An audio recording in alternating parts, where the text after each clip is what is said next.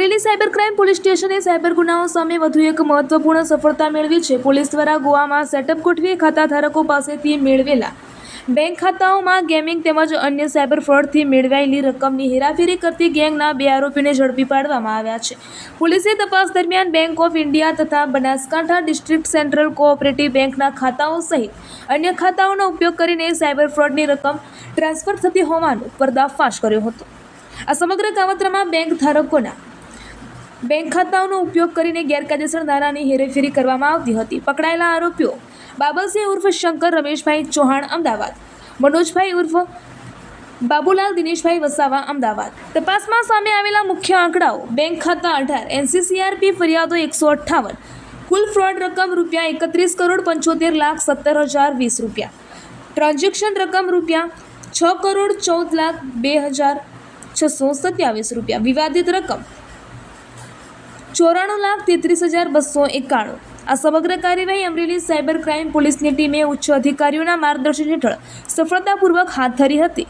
Reporter Rathod મહેન્દ્રભાઈ। થોડાક દિવસ પહેલાં અમરેલી જિલ્લામાં લીલિયા પોલીસ સ્ટેશન ખાતે સાયબર ફ્રોડની એક અરજી આવેલી હતી, જેમાં આપ સૌ ઇન્સ્ટા ઉપર અલગ અલગ પ્રકારના રીલ્સ જોતા હોય છે।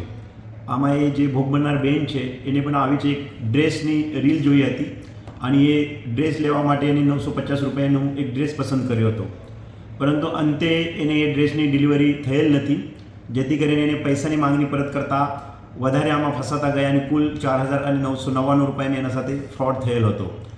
આ તપાસના કામે પોલીસ જ્યારે એ ફ્રોડની તપાસ હાથ ધરી ત્યારે પોલીસના સામે જે તપાસની હકીકત આવી તે બહુ ગંભીર અને શંકાસ્પદ હકીકત હતી, જેમાં જે અકાઉન્ટ્સમાં પૈસા ગયા છે આમાં 2 અકાઉન્ટ પોલીસને એવા મળ્યા। એક અકાઉન્ટ જે હતો એ બનાસકાંઠા ડિસ્ટ્રિક્ટ સેન્ટ્રલ બેંકનું અકાઉન્ટ અને બીજું બેંક ઓફ ઇન્ડિયાનું અકાઉન્ટ। એ 2 અકાઉન્ટમાં મોટા પ્રમાણમાં પૈસાની હેરાફેરી થતી હોય છે એવું પોલીસ તપાસના સામે આવતા પોલીસે એ જે ફ્રોડ થયેલ છે તે બાબતે એફઆઈઆર દાખલ કરી હતી અને એ એફઆઈઆરના તપાસના કામે ગઈકાલે પોલીસે 2 આરોપીની ધરપકડ કરેલી છે। આ 2 આરોપી જે છે એમના તપાસ અંતે પોલીસ પાસે જે હકીકત સામે આવેલી છે તે એ મુજબની છે। આ ગુનાના કામે જે અકાઉન્ટમાં પૈસા જાય છે, જ્યારે પણ કોઈના સાથે સાયબર ફ્રોડ આ કેસ સંબંધિત થતો હતો, કોઈ ઓનલાઈન ડ્રેસ રાખે અને આમાં જે એમના પૈસા જાય અથવા કોઈ ગેમ રમતા હશે, ગેમના કામે ઓનલાઈન ગેમિંગમાં જે પૈસા જતા હતા એ બાદલસિંહ દિનેશભાઈ ચૌહાણ એ અમદાવાદના રહેવાસી છે, એ એમના ખાતામાં જતા હતા અને એમને જ્યારે પોલીસે પૂછપરછ કરી ત્યારે એવું જાણવા મળ્યું કે એને 14,000ના પેટે પોતાનું અકાઉન્ટ એના ATM અને કિટ સાથે જેમ અન્ય આરોપી છે મનોજભાઈ ભૈલુભાઈ દિનેશભાઈ વસાવા એમને આપેલું હતું। હવે મનોજભાઈ વસાવા જે અમદાવાદના વતની છે એને ભૂતકાળમાં અમદાવાદ પોલીસની તેડો આવેલ હતું અને જે તે વખતે પોલીસ તપાસ દરમિયાન એને પોલીસને એવી થાપ મારી હતી કે એ તો હું પોતે ભોગ બનનાર છું, મારો અકાઉન્ટ મને ફસાવીને કોઈ લઈ ગયા છે એટલે મારો આમાં કંઈ રોલ નથી, જે તે વખતે પોલીસની સમજ આપેલ હોય તેમ છતાં આજે વસાવા છે મનોજભાઈ વસાવા એને પૈસાની લત લાગેલી હોય અને એના ભાગ પેટે એને અલગ અલગ લોકો પાસેથી અકાઉન્ટ ભાડે રાખીને એ અકાઉન્ટ એ ગોવામાં જે એક ટોળકી કાર્યરત છે એ ટોળકીની અકાઉન્ટ પૂરું પાડવાનું કામ કરતા હતા।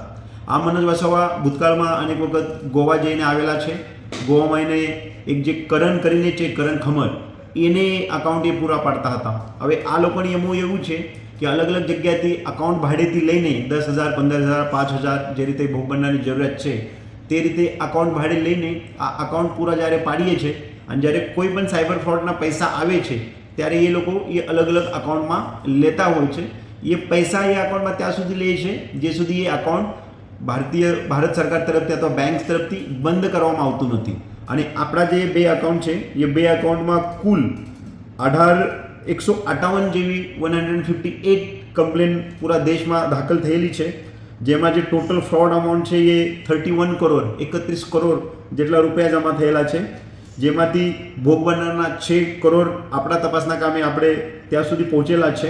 અને આ લોકોએ એ 2 અકાઉન્ટ સિવાય અન્ય જે અમારે તપાસના કામે અકાઉન્ટ આવેલા છે આ કુલ 48 જેવા અકાઉન્ટ આ લોકોએ આજ દિન સુધી વાપરાયેલા છે। હવે આ લોકોની જે એમઓ છે મુખ્યત્વે એ એમઓ અકાઉન્ટ ભેગા કરીને ત્યાં જે ટોળકી કાર્યરત છે તેની પૂરી પાડવાનું આ ટોલકી અલગ અલગ કામ માટે અલગ અલગ અકાઉન્ટ વાપરે છે. એના માટે અલગ અલગ QR કોડ જનરેટ કરવાનું, વેબસાઇટ પોર્ટલ જે છે રેડિયનના બુક, સ્વરપે, લિયોપે એ ટાઈપના એના ઉપર QR કોડ તમને તૈયાર કરીને મળે છે. અને હું તમને સાયબર ફ્રોડના પૈસા માંગુ છું, દાખલા તરીકે તમે કંઈક મોબાઈલ જોયેલું છે અને તમે ઓનલાઈન લેવા માંગો છો, અને જ્યારે તમે વેબસાઇટ લિંક ઉપર ક્લિક કરશો કે આ મોબાઈલ સસ્તામાં મળે છે, તો જ્યારે તમે આમાં ઈચ્છા બતાવો ત્યારે મારા સામેથી મારા વોટ્સઅપમાંથી તમને મેસેજ આવશે કે ભાઈ તમારી એ વસ્તુ લેવાની હોય તો આ QR કોડ ઉપર તમે પેમેન્ટ કરો. આ જે QR કોડ જે બેંકના આગળ જનરેટ થયેલું છે એ બેંક અકાઉન્ટ જે છે એ મ્યુલ અકાઉન્ટ છે.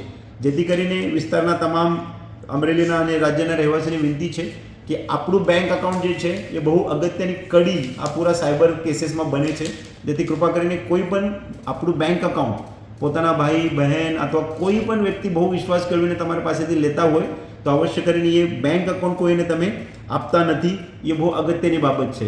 અમરેલી જિલ્લા પોલીસ સ્ટેશનની તરફથી અમરેલી જિલ્લામાં જે પણ સાયબરના બનાવ બને છે તે નાના નાના સાયબરના બનાવમાં પણ ઊંડાણપૂર્વક તપાસ કરીને એ બનાવ રાજ્ય અને દેશમાં કેટલાક લોકો સાથે થયેલા છે, કેવી રીતે થયેલા છે, કેટલા ફ્રોડના પૈસા કમાવેલા છે, ભોગ બનનાર કોણ છે, આરોપી કોણ છે, તે બાબતે સતત ઊંડાણપૂર્વક તપાસ કરેલ છે. અને આ તપાસના ભાગરૂપે જ હાલ અમરેલી જિલ્લા પોલીસ તરફથી આ ગેંગના 2 સાગરીતો બાદલસિંહ ચૌહાણ અને મનોજભાઈ વસાવા બેને 2 દિવસ પહેલાં પકડી પાડવામાં આવેલ છે.